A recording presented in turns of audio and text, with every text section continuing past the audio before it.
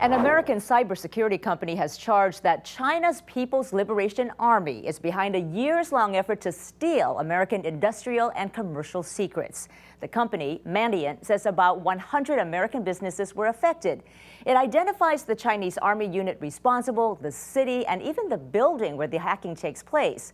This is the building in Shanghai that Mandiant says houses China's cyber spies. It's the headquarters of the PLA's Unit 61398. Mandiant says the unit had carried out sustained attacks on a wide range of industries. According to Mandiant, the unit is staffed by perhaps thousands of proficient English speakers specializing in computer programming and networks. It charged the unit started its hacking as early as 2006. China's Foreign Ministry and its Defense Department dismissed the report. 我们多次强调，网络攻击具有跨国性和匿名性的特点。 要追溯其源头是十分困难。我们不知道所谓报告的有关证据是怎么成立的。For years, China has been accused of hacking into American companies and government computers, but the Mandiant report is so full of detail that it seems hard to dismiss. One cybersecurity expert who has his doubts about the revelations is Jeffrey Carr. He's CEO of a cybersecurity company, Taya Global. Thanks so much for coming on LinkAsia, Jeffrey. My pleasure. Glad to be here. Now, what's your main criticism on the Mandiant report? I have two issues with the report. One is that they attempt to link a very prolific hacker group that they call APT1 with a unit of the People's Liberation Army. And this to me was their story. It was their hook. But the report failed to prove that link is valid, and that's critical, in my opinion. Before you start accusing a country of using their military to hack into your networks, you need to make sure you've got solid proof, and this is full of holes. Now, what about those Chinese IP addresses? Is there any evidence in there of the Army's involvement? No. First of all, IP geolocation, or in other words, connecting an IP address with a physical address, is very inaccurate.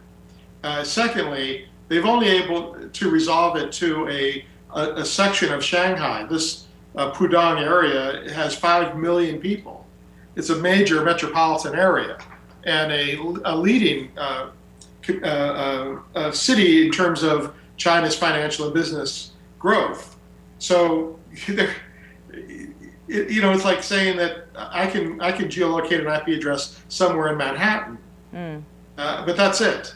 Interesting. You know, Mandiant has released a video showing how the hacking took place and even gave pseudonyms to the hackers. Any additional proof there in your mind of a link?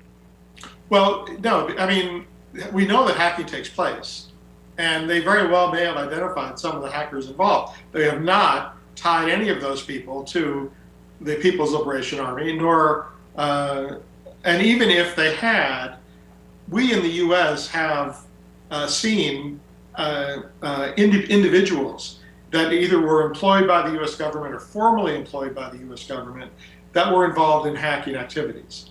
But they did it on their own. So let me get this straight.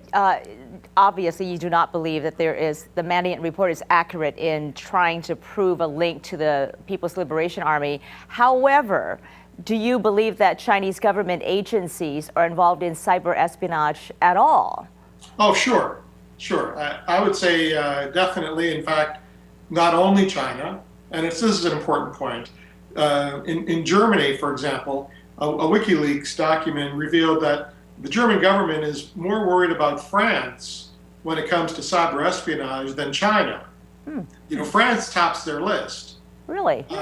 And other countries that engage in cyber espionage, besides China and France, are Russia, Israel, and probably another half a dozen other countries. So, frankly, if you have an intelligence service, you're going to be engaging in cyber espionage because it's almost impossible to figure out who's doing it. My guess is that Mandiant is seeing hackers that have organized themselves in a profit-making way. So they're stealing information, and then they turn around and they sell that information possibly to China, maybe to Russia, maybe to some other country, whoever the buyers are. I believe that what we're seeing are just activities of civilians.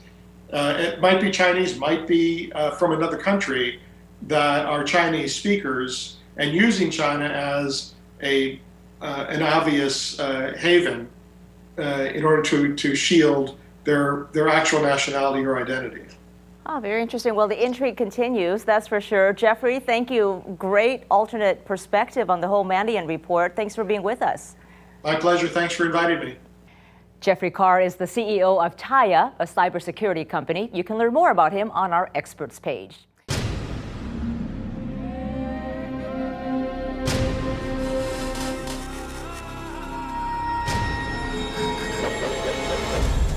Now on U.S. airwaves, a global channel of uncompromising stories. World news, documentaries, entertainment, and culture. Link TV, connecting you to the world. For more information, visit linktv.org.